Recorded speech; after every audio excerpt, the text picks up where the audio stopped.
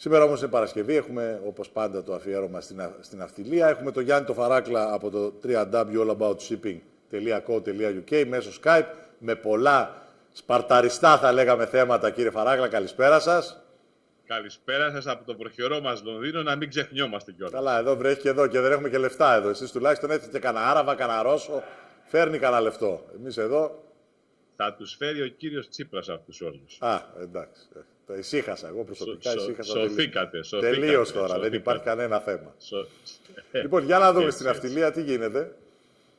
Η ναυτιλία μας, είπατε και εσείς προηγουμένως ότι κλείσατε λίγο θετικά. Και εδώ, λιγουλάκι θα το πούμε έτσι θετικά, κλείσαμε 3 μονάδες απάνω στις 812, που είναι και 3 μονάδες πάνω από την προηγούμενη Παρασκευή. Γιατί ο δείχτης κατέρευσε, έφτασε κάτω στις 801 μονάδες. Παρολίγο να κάνουμε το επόμενο boom να πάμε προς τα κάτω. Βέβαια, να δείτε ότι τα βαπόρια τα οποία αναβλώνονται των 180.000 τόνων και φτάνουν μόνο στα $10.000 την ημέρα, το Cape Hope που ναυλώθηκε. Αυτά είναι πολύ λυπηρά φαινόμενα, αλλά και βαπόρι των 75.000 τόνων Panamax βαπόρι, το οποίο και αυτό πήρε μόλις $6.100 την ημέρα το Καρόλα. Αυτά δείχνουν πολλά πράγματα. Δεν έχει πλέον σήμερα σημασία η ηλικία του πλοίου, όσο η κατάσταση στην αυλαγορά. Και πρέπει να είμαστε προσεκτικοί. Ωραία. Τι άλλο είπαμε για την αγορά, έτσι. Η αγορά αυτή που βλέπετε είναι σημαντική και εχθές το βράδυ στη μεγάλη δεξίωση το Reefer Summer Party που έκαναν οι εταιρείες ναυλώσεων, εφοπλιστές και διάφοροι ναυλομεσίτες στο Cathay Shark, στο Greenwich του Λονδίνου. Μην ξεχνάτε ότι αυτή είναι μια τεράστια βιομηχανία η οποία τροφοδοτεί την ανθρωπότητα με κοτόπουλα, με κρέατα, με αστακούς, με γαρίδες. Το Reefer Trade, το πιο ακριβό trade το οποίο υπάρχει. Και εκεί υπάρχουν βέβαια προβλήματα, όχι μόνο λόγω του εποχιακού θέματος που αντιμετωπίζουν οι ρηφεράδες, οι ιδιοκτήτες των πλοίων ψυγείων. Να μην ξεχνάμε βέβαια και τη μαεστρία πολλών Ελλήνων, οι οποίοι είχαν πριν από 20-30 χρόνια και αυτοί πολλά ψυγεία και τα ανάβλωναν σαν αυτοκινητάδικα. Είμαστε οι πρώτοι που κάναμε ένα άλλο breakthrough, να μην μένει το βαπόρι ανάβλωτο. Είναι μια δύσκολη στιγμή. Βεβαίως, ακούστηκαν πάρα πολλά, δύσκολη. Βλέπεις δουλειές εκεί πέρα. Η κατανάλωση, έβλεπα πριν κύριε Φαράκλα, στο Bloomberg που άνοιξε το Whole Foods στο Detroit και μαζεύανε εκεί συνέρα, νιουρές κτλ. Δηλαδή ζωντανές αγορές με κατανάλωση, πράγματα που τείνουμε να τα ξεχάσουμε εδώ στην Ελλάδα με τη μιζέρια και τη λιτότητα και το αντιεπιχειρηματικό πνεύμα. Πάση περιπτώσει, μας τα λέτε αυτά. Τα πλοία ψυγεία είναι και εκεί όπου η Ελλάδα έχει και αυτή το απάνω της χέρι. Συνεργάζεται με τους διεθνούς οίκους των μεγάλων ναυλώσεων, οι οποίοι τροφοδοτούν και αυτοί με τη σειρά τους ανθρωπότητα και εδώ συνεχίζουμε να είμαστε οι καλοί κουβαλητές φορτίου. Υπάρχουν καμιά δεκαριά ελληνικές μεγάλες εταιρείες και λίγες μικρότερες, οι οποίες θριαμβεύουν σε αυτόν τον κλάδο. Είμαστε πάρα πολύ καλοί και εδώ. Η μιζέρια που λέτε, δυστυχώς, όταν ασχολούμεθα με τέτοια θέματα και αφήνουμε 5 αντιρατσιστικά νομοσχέδια, κύριε Φαράκλα. 5 αντιρατσιστικά νομοσχέδια. Πάμε στην ναυτιλία γιατί κουραστήκαμε. Με αυτό ασχολούνται οι πολιτικοί μας. Ναι, αυτό είναι το πρόβλημα της χώρας αυτή τη στιγμή. Ποιος θα πείσει ότι είναι πιο αντιρατσιστής από τον άλλον.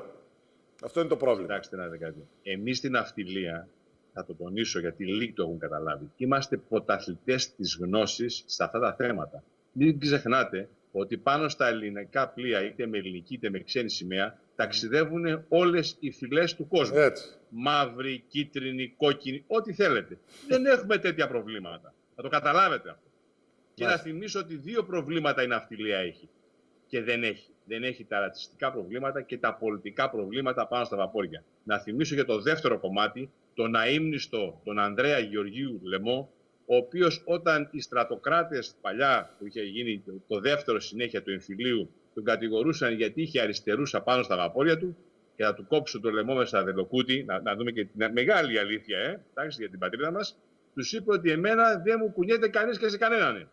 Ο Έλληνας όταν καταλάβει την πραγματικότητα ξεχνάει αυτά τα αριστερά, δεξιά και δεν συμμαζεύεται και κοιτάει να κάνει σωστά τη δουλειά του. Το ελπίζουμε. Για να δούμε. Λέτε κι εσείς, πολύ σημαντικό αυτό που λέτε.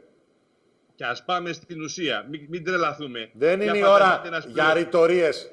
Κύριε Βαράκλα, για ρητορίες στα αμφιθέατρα. Έτσι. Εδώ κοντεύουμε να μην έχουμε να φάμε σε λίγο. Τώρα οι ρητορίες, χορτάσαμε ρητορίες από τη γενιά του Πολυτεχνείου. 40 χρόνια ρητορίες. Λοιπόν, τώρα εδώ το πράγμα είναι.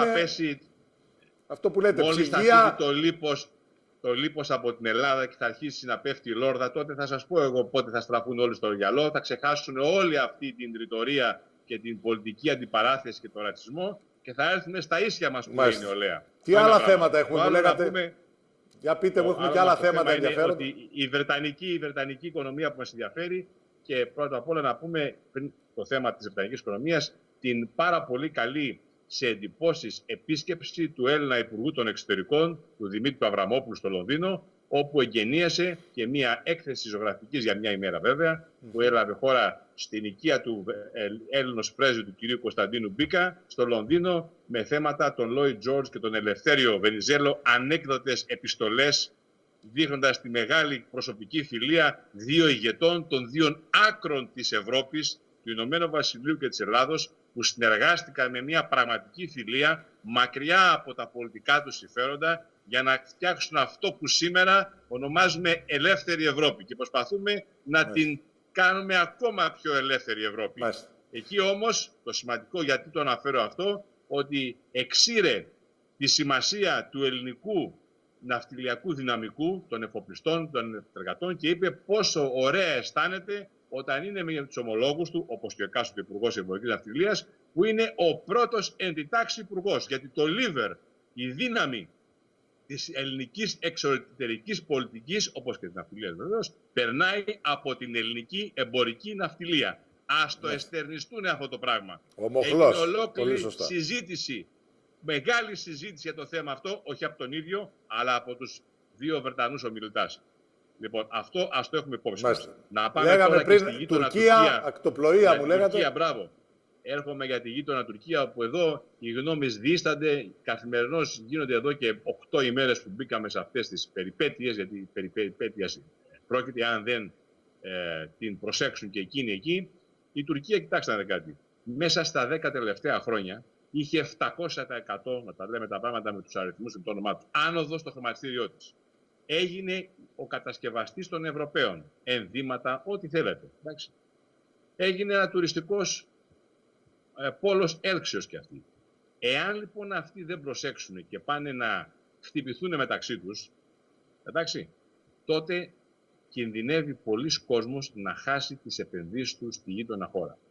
Το κακό είναι βέβαια ότι οι Τούρκοι κάθε φορά που θα έχουν κάποια εσωτερική τους διαφορά στρέφονται δυστυχώς εναντίον της Ελλάδος και τη βδομάδα που μας πέρασε ήταν 2 τα περιστατικά, όχι μόνο η παράνομη εισδοχή στα ελληνικά χωρικά ύδατα, αλλά και η παρενόχληση της εξέδρας που βγάζει πετρέλαιο μεταξύ Ισραήλ, Τουρκίας και Κύπρου. Αυτά είναι σημαντικά πράγματα και πρέπει να τα προσέξουμε. Ο κύριος Ερντογκάν προσπαθεί να δημιουργήσει έναν παντουρκισμό, τα ξέρουμε αυτά όλα πολύ καλά. Είναι 10 χρόνια στην εξουσία, έχει γευτεί τα πάντα. Δεν τον πολύ ενδιαφέρει εάν θα αιματοκυλήσει τη χώρα του, γιατί και εκεί μπορεί να οδηγηθούμε. Η Τουρκία, ας μην ξεχνάμε, είναι γείτονά μας, θέλουμε να είναι η ειρήνη η χώρα της, αλλά είναι ένα Yellowstone έτοιμο να εκραγεί. Και αυτό θέλει πολύ μεγάλη προσοχή. Για ακτοπλοεία που είναι και εποχή της τώρα. Η ακτοπλοεία θα σας δώσω τα εύσημα σε εσάς, τον ίδιο και το κανάλι σας, που είσαστε ο πρώτος από το χειμώνα που ενδιαφέρθηκε να δει εάν θα πραγματοποιούνται τα δρομολόγια, εάν θα απεργούν τη Σπηνιό. Εδώ υπάρχει μια αλήθεια. Μας τα λέγανε οι τουρίστες, οι ξένοι, κύριε Φαράκλα, δεν τα λέγαμε εμείς. Παίρναν οι άνθρωποι και κάνουν, γιατί ξέρετε ότι κάνουν τον προγραμματισμό τους από νωρίς. Και μας λέγανε δεν μπορούμε να προγραμματίσουμε. Επειδή είδα ότι κανένα άλλο κανάλι τα παρακολουθούμε όλα, δεν ενδιαφέρθηκε όπως εσείς να θίξετε αυτό που περιμέναμε όλο η Ελλάδα, να έρθει ο τουρίστας και απρόσκοπτα να πηγαίνει στο χώρο του προορισμού του για τις διακοπές του καλοκαιριού. Αυτό είναι πολύ σημαντικό. Όμως η ακτοπλοεία είναι κάτι που πολιτικοποιήθηκε στην Ελλάδα. Να μην ξεχάσουμε τις εταιρείες λαϊκής βάσεως που τις πήρε η ΕΔΒΑ με την Πασόκα, θα το πω έτσι, γιατί χρειάζεται να ακούσει λαμπρές, χρυσές τα πράγματα. Πρέπει αυτές οι χρυσές σελίδες του μεγάλου έπους της Πασόκας να τις πούμε. Αλλά ήρθε και η Νέα Δημοκρατία, η οποία και εκείνη δεν είχε σοβαρότητα όσο θα έπρεπε και είχε μεσαβετζίδικες θέσεις. Λοιπόν, εδώ. Αντιθέτως, με συγχωρείτε κύριε Φαράκλα, προσπάθησε η Νέα Δημοκρατία, το πω εγώ, επειδή Προσπάθησε να μιμηθεί το Πασόκ. Σου λέει μια χαρά το κάνουν αυτό το κόλπο. Και τρώνε. Και στην εξουσία είναι. Και διορίζουν κόσμο. Μια χαρά. Σχολή. Καθεστώς. Και πότε θα πληρωθούν αυτά. Σου λέει άστα. Βεβαίως. Έλα, και επίσης να πούμε και το σημαντικό πράγμα. Ότι και οι άνθρωποι οι οποίοι μεσολάβησαν να δώσουν δάνεια στην ελληνική ακτοπλοεία, όχι απλώς είναι συνυπεύθυνοι, είναι οι πρώτοι υπεύθυνοι οι οποίοι πρέπει να κάτσουν στο σκαμνί, όποιοι και να είναι αυτοί που δώσαν τα δάνεια αυτά και την αχτήκαν στον αέρα. Εντάξει, λοιπόν, άλλη ιστορία πολύ αυτή. Μεγάλη προσοχή. Οι τράπεζες τώρα, μια και τα λέμε, λοιπόν, και κάνουν και μαθήματα διαχείρισης στους υπόλοιπους. Λοιπόν, για να τα πιάσουμε, όπως λέτε, μία-μία τις τράπεζες και να δούμε πού έδωσε δάνεια, γιατί τα έδωσε, ποιος τα έδωσε. Και τους μεσίτες των τραπεζών οι οποίοι δάνεια, μην τους ξεχνάμε και αυτούς. Είναι συνάνθρωποι μας, είναι και ορισμένοι Έλληνες. Τώρα περιφέρονται και κάνουν και συμβουλές για τους υπόλοιπους. Μάλιστα. Και να πούμε μια πολύ για τις τράπεζες, ότι στην Ελβετία, όπως ξέρετε, σπάνε τα απόρρια των τραπεζών. Οι κρατιστές δεν κάνουν κέφι τους κεφαλαιούχους, αλλά από την άλλη πλευρά το οξύμερον είναι ότι τώρα συναντιέται η Λέσχη Bilderberg, εδώ στην Αγγλία είναι η σειρά της, και βέβαια και εδώ υπάρχει ρητορία, διότι θα έρθουν αυτοί που εξουσιάζουν τον πλανήτη για να πούνε τι θα γίνει στον καπιταλισμό, και από την άλλη έρχεται ο Άγγλος αρχηγός της αντιπολιτεύσεως να μας πει ότι τους προστατεύει και η αστυνομία. Μα και επί των ημερών του γινόταν όλα αυτά του εκάστοτε πρωθυπουργού από το Εργατικό Κόμμα. Συγγνώμη σας διακόπτω, όπως είπατε πολύ σωστά, οι κρατιστές έχουν το νου τους να αρπάξουν και να κάθονται. Οι κεφαλαιούχοι δεν κάθονται και αυτό είναι στα υπέρ τους, αλλά και αυτοί θέλουν με εύκολο τρόπο και με κομπίνες να βγάζουν. Δηλαδή, όπως έλεγε και ένας φίλος μου, ο οποίος είναι πολύ αριστερός μάλιστα, λέει: ο ΣΥΡΙΖΑ θέλει να παίρνουν όλοι από 10.000 χωρίς να κάνουν τίποτα. Οι δεξιοί θέλουν να παίρνουν 100.000 χωρίς να κάνουν τίποτα, αλλά όχι όλοι. Να τα παίρνουν λίγοι και οι υπόλοιποι να μην έχουν. Λοιπόν, όλοι θέλουν την εύκολη λύση.